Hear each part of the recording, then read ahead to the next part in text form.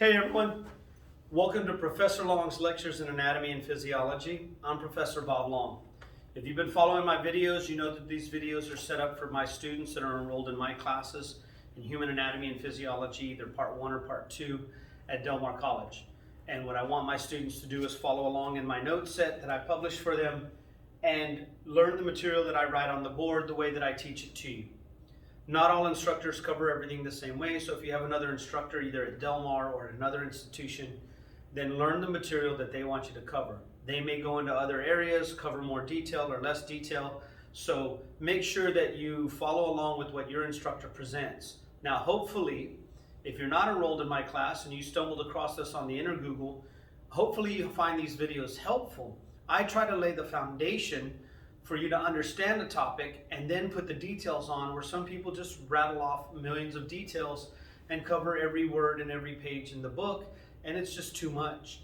If you don't set a solid foundation, then the details have nowhere to go. It's just like building a house. If the foundation isn't solid, the walls will eventually come crumbling down. It doesn't matter how nice your pictures and your paint is and your roof, everything comes crumbling down if the foundation isn't set. So I'm a fundamentals guy. We're going to learn the fundamental principles and add some detail later. Now, if you're not enrolled in my class, or even if you are, please hit like, and you can subscribe if you want to. But that lets me know that people are liking my videos and I should continue to do this after this pandemic has blown over. These videos are done very quickly and crudely because we're in the middle of the COVID pandemic and I have a time crunch to get these done. I hope to be able to do these with much better editing and more professionally done in the future. Okay, but either way, if you find them helpful, please hit like so that I know I should keep doing this. Now, if you've been following along with me, we've been doing a series of lectures on the skeletal system. We've covered, endochondral ossification, intramembranous ossification, bone growth and development, nutrition and exercise on bones. We've covered a lot of material in my note set. If you are in my class and we're following along, you notice we skipped page 45 and half of page 46, which is fractures, fracture repair, fracture healing. So we're going to talk about that today. We're going to start on page 45, and we're going to talk about fracture repair, and then we're going to talk about types of fractures, okay? Learning some lingo for the medical field. Now, essentially, fracture repair will begin to follow endochondral ossification, where we have a cartilage model, and then we remodel the cartilage into spongy bone and remodel it into compact bone. But it takes a step back to a little bit more primitive situation. It actually kind of combines intramembranous and endochondral ossification, where we're going to lay down some connective tissue first. So you have to remember when we start covering fractures is that bone is extremely vascular. So if I were to draw a long bone here, and just sort of a generic long bone, and I see a fracture in the diaphysis of this long bone, and you can see the marrow cavity and the epiphyses, you should recall that our bones have a membrane that surrounds them on the outside called the perichondrium, and a membrane on the inside that lines the marrow cavity called the it's called the periosteum and the endosteum. Periosteum on the outside that goes around the bone, endosteum lining the inside of the marrow cavity. And if you remember, the inner layer of that periosteum is the cellular layer. It has a lot of cells in it, and a lot of mesenchymal cells or embryonic cells. And mesenchymal cells can grow up to be any kind of tissue in the body. Some of them grow up to sort of be fibroblasts that lay down loose and dense connective tissue. Those fibroblasts can morph into adipocytes, they can morph into chondrocytes and chondroblasts and make cartilage, or they can morph into osteoblasts and osteocytes and lay down bone. So they're all related to fibroblasts. So in that intercellular layer, there's a lot of fibroblasts and mesenchymal cells that can grow up to be fibroblasts, chondroblasts, and osteoblasts. The outer layer is the fibrous layer, and it's fibrous because some of the fibroblasts, it's a lot of collagen fibers. It makes the periosteum and the endosteum extremely strong. Now, you also have to remember bone is extremely vascular. Running through the diaphysis of the bone are all the osteons that are all growing and running in the same direction, very tightly packed. And when we studied what an osteon or Haversian system was, we noticed that every one of them had a central canal with blood vessels on it. those blood vessels make the matrix of bone extremely vascular. When you fracture a bone, those blood vessels get torn and will leak blood into the fracture site. And as we bleed into the fracture site, the blood will start to clot. Now, we haven't covered blood in great detail, and we will do that in part 2 A&P, but essentially what happens is a clot forms in the fracture site. And when we go through the steps of fracture repair, one of the things we'll see in the first step is we have what's called a fracture. And by the way, you're going to see me abbreviate the word fracture as FX. And you'll see that in orthopedics a lot. When they write orthopedic reports, they'll just put FX for fracture. But it's called a fracture hematoma. And essentially, in a fractured hematoma, broken vessels bleed into the site and form a clot. The word hematoma means blood cut or broken blood vessels.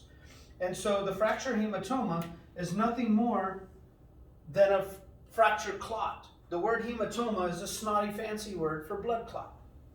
Now that fracture hematoma, the blood will start to gelatinize and become a little bit more dense and viscous, which kind of helps secure the fracture a little bit against some forces, but it's not really strong.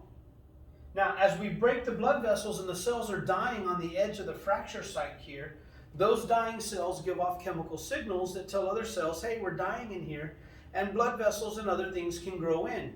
Kind of like when we did endochondral ossification, the dying chondrocytes would hypertrophy and die, and blood vessels would grow in and we would convert it into bone. Well, the dying osteocytes in here will hypertrophy and die, and some cells will move in. And that will take us to the second step in fracture repair. Now, I'm not going to draw the periosteum. I may not draw this picture exactly the way that it appears because, we're on a time constraint. But essentially, what's going to happen in the second step is that we will form a fracture callus. Now, if you have a callus on your skin, that callus is a tough spot where your skin is harder or tougher due to increased secretion of collagen in the area due to a lot of rubbing and doing some damage. Let me check something here, make sure my screen is right. Yeah. So a fractured callus is just a tough spot, and it's really a lot of collagen fibers. So we can say that cells migrate into the fracture and deposit collagen fibers. Now, collagen is a very strong protein, and we will build these little collagen bridges across the fracture here. Now, over time, some of those cells will start to morph into, or some cells will migrate in and morph into chondroblasts. Chondroblasts form cartilage, so we're going to convert the collagen here into a cartilaginous bridge. And so if I were to look at the third step, essentially I take the same bone picture and I'm just going to change the color for the effect. Again, I left off the periosteum and endosteum, but we don't care about that right now. We convert the collagen into hyaline cartilage. So we can say in the third step, chondroblasts convert the callus into hyaline cartilage.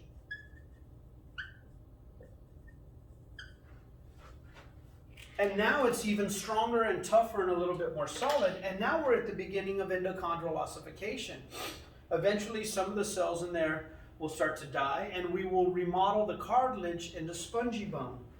And if I were to take this exact same piece of bone, draw it out really quickly,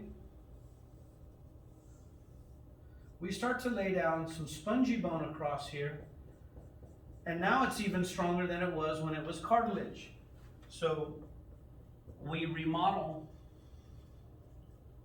the cartilage into spongy bone. And then eventually the spongy bone gets remodeled into compact bone, and I can draw the last picture here.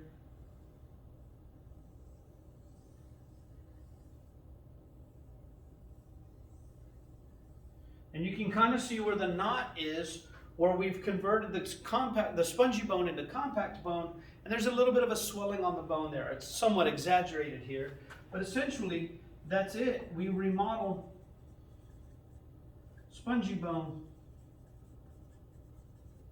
into compact bone.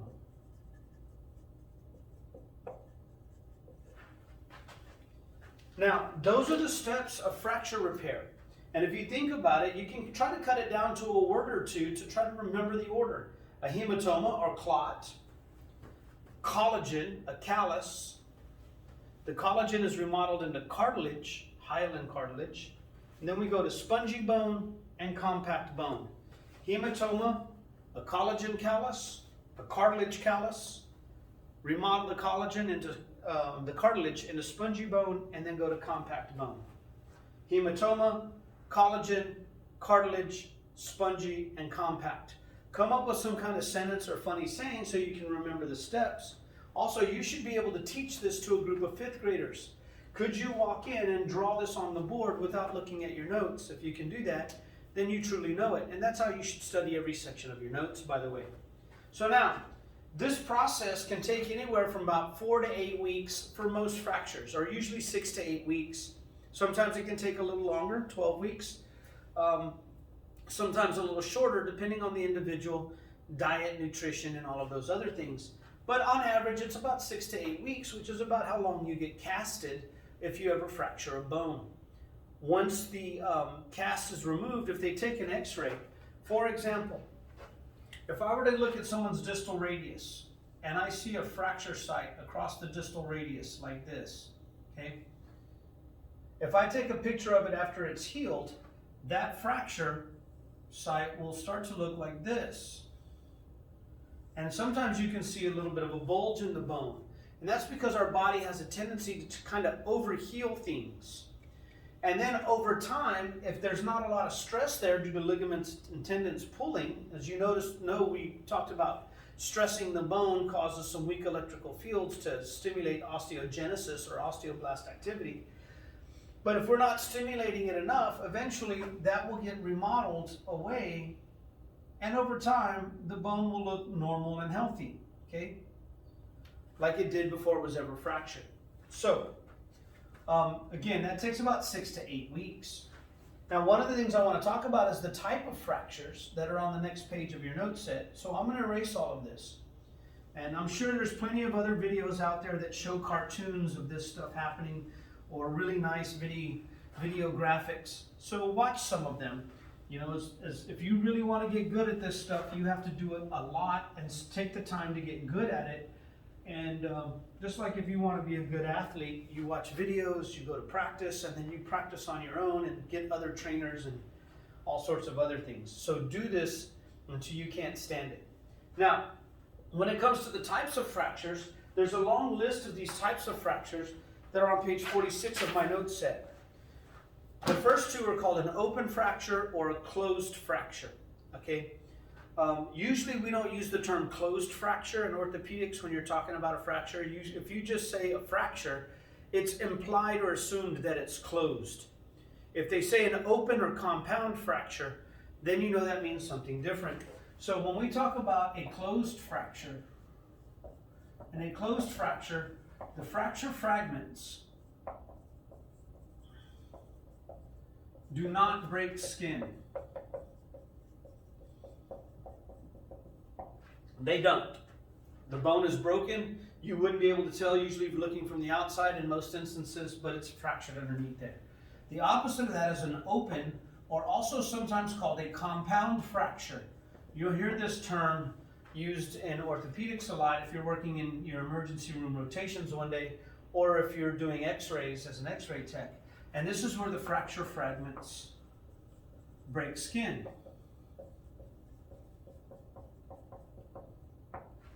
That's all that it means.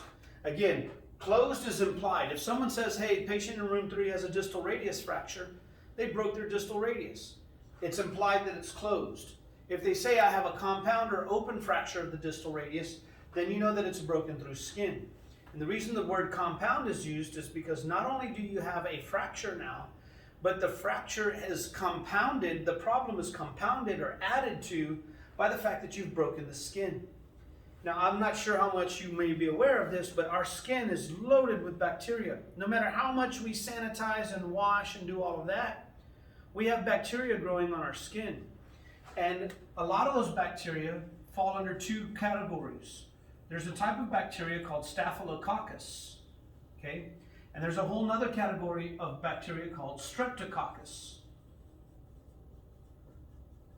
And the cocci talks about the type of, the shape of the bacteria, okay?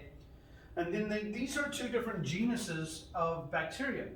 And then the second name, when we do genus and species, tells you even more detail about it. But all staph bacteria, this is where the term staph comes from. It's not this staph. When someone has a staph infection, it's not that. It means it's a staphylococcal infection or a streptococcal infection like strep throat. That's where the strep in strep throat comes from streptococcus. Now there's different types of staphylococcus and streptococcus bacteria, and a lot of them are on our skin and growing in our hair. And one of them is called Staphylococcus aureus. Okay? Staph aureus is abundant in our skin. Now imagine if you break your skin and the bone rubs across that and comes back in, it may rub some staph bacteria or other bacteria into the fracture site. Bone is extremely, extremely rich in nutrients, not only for our cells, but all the other cells in the universe, like bacteria.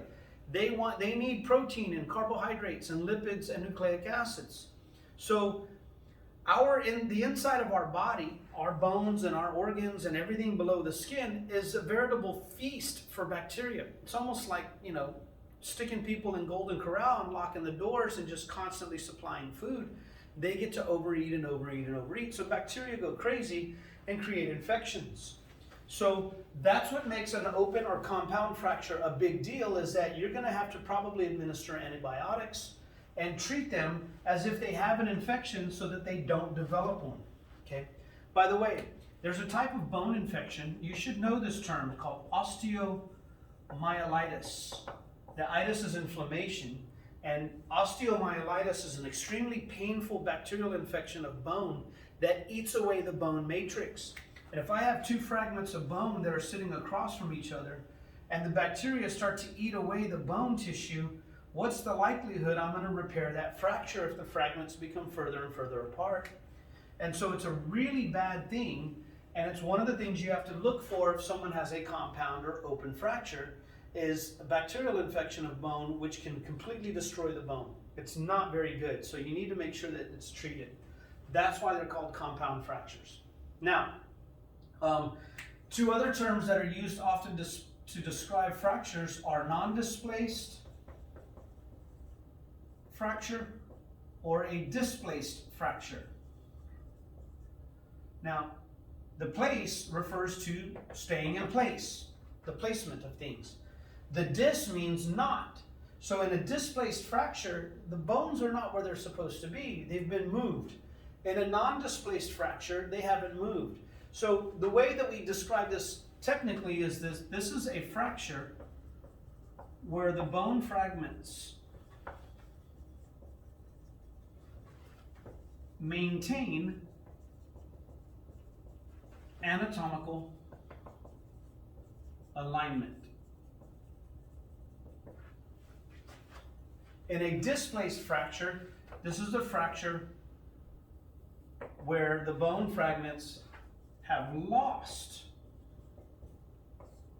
anatomical alignment. These little quotation marks simply means I'm going to bring this word down.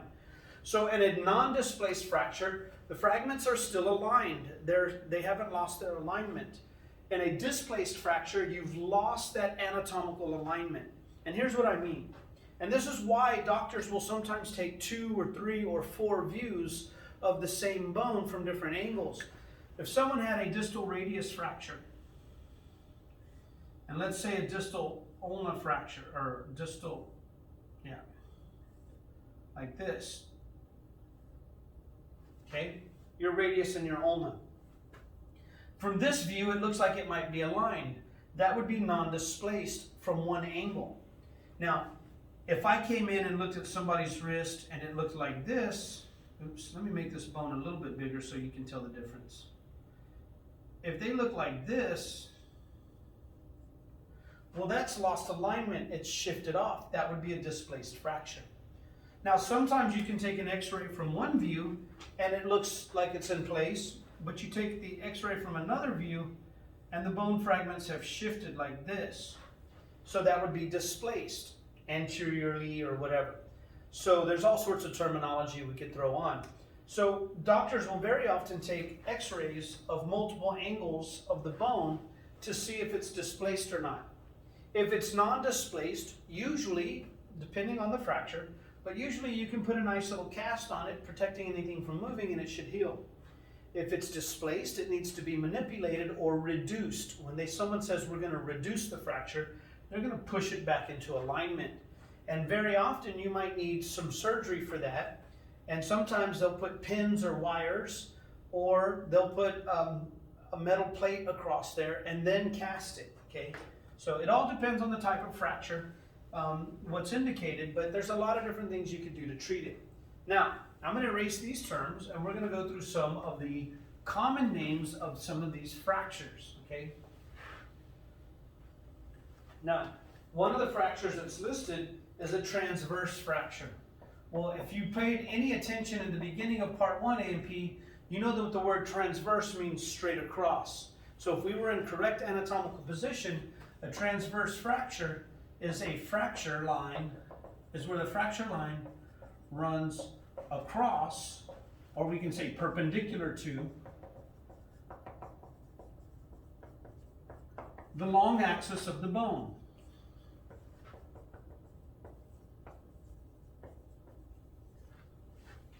We would call that a transverse fracture.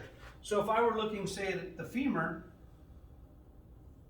and someone has a fracture in the femur and it runs straight across the long axis of the bone here, that would be a transverse fracture across the bone, long axis, or perpendicular to the long axis.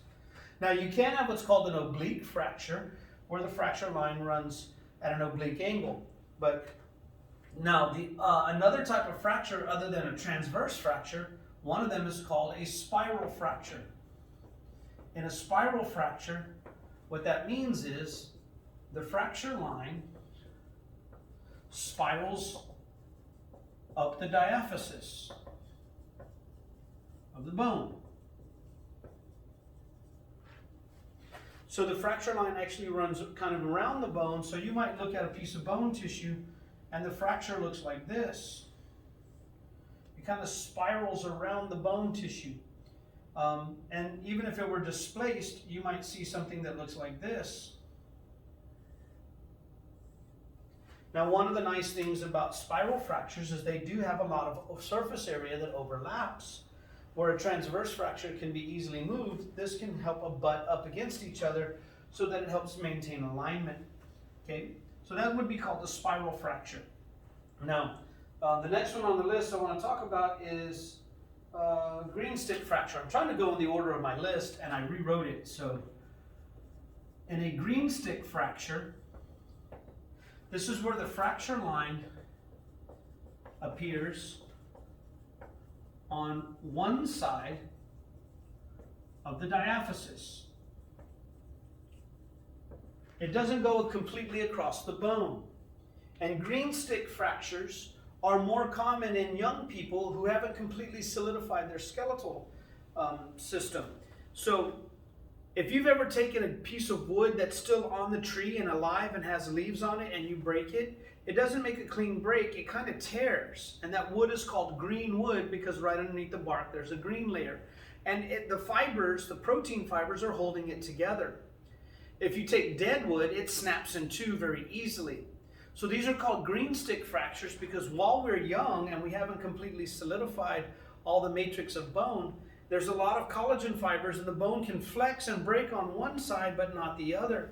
And so, a lot of times I had a couple of these as a kid. You'll see a fracture line running on part of the bone, but it doesn't go all the way across. So it looks like the bone's separated, but then snapped back. That's why they're called a green stick fracture. Common in youth, and the fracture line only appears on one side of the diaphysis. Okay. The next one is listed as a Colles fracture.